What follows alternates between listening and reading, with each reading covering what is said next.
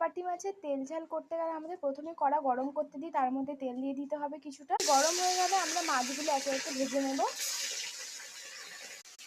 এখন আমরা ভাজা মাছগুলোকে তুলে নেব, মাছ ভাজা হয়ে গেছে বলে।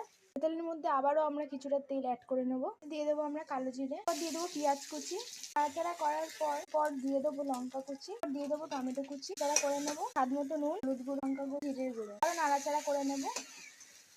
এরপর এর মধ্যে আমরা দিয়ে দেবো কিছুটা জল, আবারও নাড়াচাড়া করে নেব। জন্য ঢাকা দিয়ে দিলাম। ফিরে আসছি কিছুক্ষণ পর, ফিরে এলাম কিছুক্ষণ পর। এখন মশলা থেকে তেল বেরিয়ে গেছে, আমরা এর মধ্যে জল দিয়ে দেবো। যতটা আপনারা ঝোল করতে চান ততটাই জল দিয়ে দেবেন।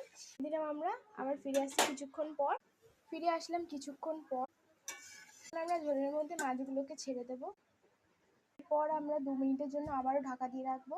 কিছুক্ষণ পর মাছের ঝোল আমাদের প্রায় হয়ে এসছে, হয়ে গেছে। এখন আমরা ঢেলে নেবো অন্য একটা বাটিতে। কিন্তু মাছের ঝোল রেডি হয়ে গেছে।